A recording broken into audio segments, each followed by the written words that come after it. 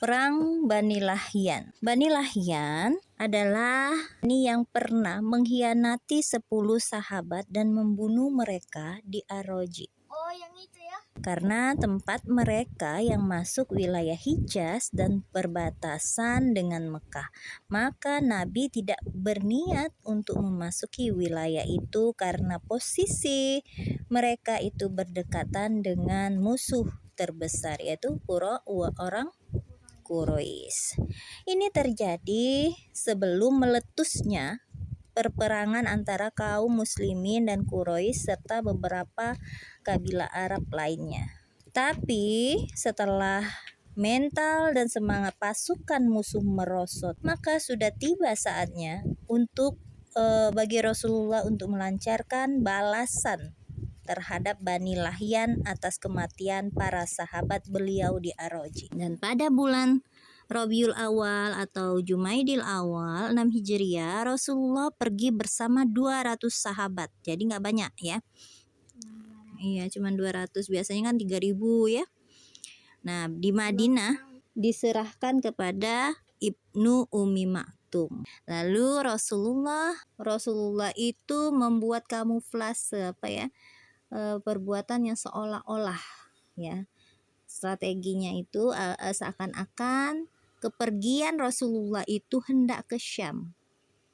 Padahal bukan ke Syam tujuannya ya, tapi ke Bani Lahyan. Perjalanan pun dipercepat hingga tiba di Guron. Guron yaitu lembah yang terletak antara Amaj dan Usfan.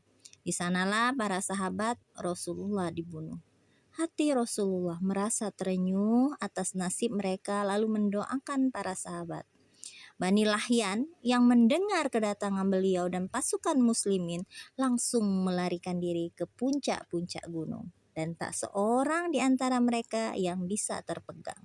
Artinya nggak ada yang bisa, karena mencar kan, nggak ada yang bisa tertangkap. Beliau menetap di perkampungan Bani Lahyan selama 2 hari.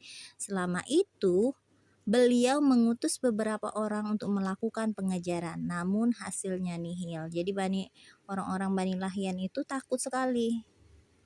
Mereka tahu bahwa Rasulullah pasti membalas apa yang telah dilakukan, kezoliman terhadap sahabatnya. Lalu beliau pergi ke Usfan dan mengutus 10 orang penunggang kuda untuk pergi ke Qura al-Ghamim untuk mencari informasi tentang keadaan orang-orang Quraisy. Setelah itu beliau kembali ke Madinah. Kepergian beliau ke Qura al-Ghamim itu selama 14 hari. Jadi di Bani Lahyan pun tidak terjadi peperangan. Lalu Rasulullah membuat pengiriman beberapa pasukan. Ya. Yang pertama, satuan pasukan Uqaisyah bin Mihsan ke bin Mihsan ke Al-Ghamar pada bulan Rabiul Awal 6 Hijriah. Uqaisyah pergi bersama 40 orang ke Ghamar, sebuah pangkalan air milik Bani Asad. Melihat kedatangan pasukan muslimin ini, orang-orang Bani Asad melarikan diri hingga orang muslim mendapatkan harta rampasan 200 ekor onta. Lalu dibawa ke Madinah. Yang kedua, satuan pasukan Muhammad bin Maslamah ke Zil Qasas pada bulan Rabiul Awal atau Rabiul Akhir. Nah, Muhammad bin Maslamah ini pergi bersama 10 orang dengan mengendap-endap memasuki perkampungan Bani Sa'labah dan membunuh mereka yang jumlahnya 100 orang selagi sedang nyenyak tidur. Hanya saja sebagian rekan Muhammad bin Maslamah ada yang mendapatkan luka pada peristiwa ini. Ketiga, satuan pasukan Abu Ubaidah bin Al-Jarrah ke Zil Qasas pada Rabiul Akhir 6 Hijriah. Beliau mengirimnya untuk membalas kematian rekan-rekan Muhammad bin Maslamah. Maka dia pergi bersama 40 orang dengan berjalan kaki pada malam itu pula hingga mereka tiba di Bani Sa'labah pada pagi harinya.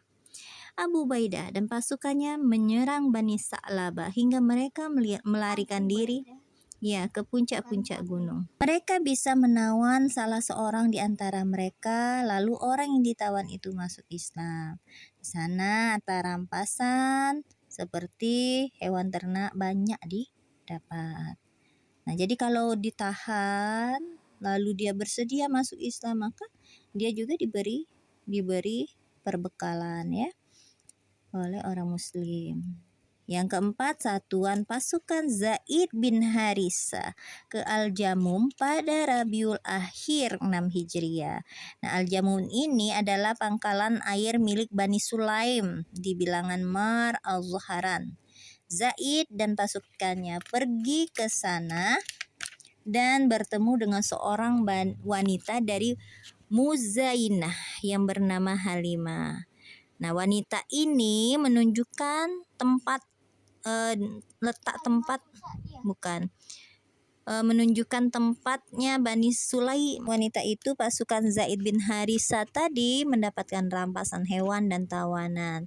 Mereka kembali ke Madinah, kemudian Rasulullah memberikan hadiah kepada wanita itu dan juga mengawinkannya. Setelah mereka kembali ke Madinah, beliau memberikan hadiah kepada wanita itu. Dikasih wanita yang ngasih tahu tadi, yang mengasih tahu tempat Bani Sulaim tadi, kemudian dikawinkan. Nah, dikawinkan ini dengan siapa? Zaid bin Harisa atau siapa? Enggak ada ini keterangannya, ya. Nah, yang kelima, satuan perang Zaid bin Harisa ke Al-Is. Jadi Zaid diutus juga ke Al-Is pada bulan Jumaidil awal 6 Hijriah bersama 170 orang pengendara. Dalam peristiwa ini mereka bisa merampas kapilah dagang milik Quraisy yang dipimpin Abul As, orang yang dihitan Rasulullah dan menantu beliau. Abul As dapat melepaskan diri lalu mendatangi Zainab. Nah, Zainab binti Muhammad. Istrinya dan putri beliau ini meminta jaminan perlindungan kepadanya. Dia juga memohon agar Zainab memintakan seluruh harta kafilah dagang Quraisy yang dirampas. Zainab pun memenuhi permintaannya. Lalu Rasulullah memberi isyarat kepada kaum muslimin untuk mengembalikan harta rampasan itu. Maka mereka mengembalikan harta rampasan itu. Dia juga memohon agar Zainab memintakan seluruh harta kafilah dagang Quraisy yang dirampas. Zainab pun memenuhi permintaannya. Ya, maksud itu isyarat kepada orang muslim, ya sudah kembalikanlah, sudah kayak gitu. Abul As ini merampas kafilah milik dagang Quraisy. Lalu Rasulullah memberi isyarat kepada orang muslim untuk mengembalikan harta rampasan itu. Maka mereka pun mengembalikan harta itu tanpa ada sedikit pun yang diambil. Kemudian Abul As kembali ke Mekah utuh dengan seluruh harta milik Quraisy. Lalu dia menyerahkan semua titipan kepada orang yang berhak menerimanya. Kemudian masuk Islam dan hijrah ke Madinah. Sesampai di Madinah, Rasulullah menyerahkan Zainab kepada Abul As berdasarkan pernikahan mereka terdahulu setelah berpisah selama 3 tahun lebih.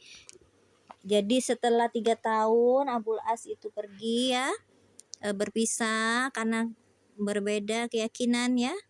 Nah, lalu kembali ke Madinah, lalu ini ya berkumpul kembali. Seperti yang diriwayatkan dalam hadis sahih, beliau tidak menikahkan lagi mereka berdua karena ayat yang mengharamkan pernikahan ke wanita muslimah dengan laki-laki kafir pada saat itu belum turun. Jadi mereka tetap berkumpul. Hadis yang menyebutkan bahwa beliau menikahkan lagi mereka berdua atau setelah berpisah selama 6 tahun. Nah, ini 6 tahun malah sanadnya tidak sahih. Ini 3 tahun. 3 tahun dia berpisah, Abul As dengan Zainab tadi 3 tahun ya. Dan dia tidak menikah lagi. Maksudnya itu karena belum turun ayat itu, maka kewajiban untuk menikah ulang itu tidak ada. Jadi langsung berkumpul aja kayak gitu, satu rumah lagi ya. Yang anehnya tentang orang-orang yang berpegang pada hadis yang 6 tahun tadi, mereka mengatakan bahwa Abul As itu masuk Islam pada akhir tahun ke-8 sebelum Fatu Mekah. Lalu mereka membuat kontradiksi sendiri bahwa Zainab meninggal dunia pada awal tahun ke-8. Satuan yang keenam, satuan pasukan Zaid bin Harisa ke daerah perbatasan pada Jumadil akhir 6 Hijriah. Dia pergi bersama 15 orang menuju Bani Sa'labah. Melihat kedatangan Zaid, mereka lari karena takut bahwa yang datang itu adalah Rasulullah. Pasukan Zaid mendapatkan harta rampasan 20 ekor onta lalu kembali ke Madinah setelah 4 hari. Yang ketujuh, satuan perang Zaid bin Harisa ke Wadil Qura pada Rajab 6 Hijriah. Zaid ini kali ini sering banget ya Zaid ya. Utusannya dia pergi bersama saat itu ya di Wadil Qura. Ke Wadil Qura itu dia pergi bersama 12 orang untuk mencari informasi tentang musuh. Penduduk Wadil Qura menyerang pasukan muslimin ini hingga ada 9 orang yang terbunuh dan 3 orang bisa melepaskan diri termasuk Zaid bin Harisa.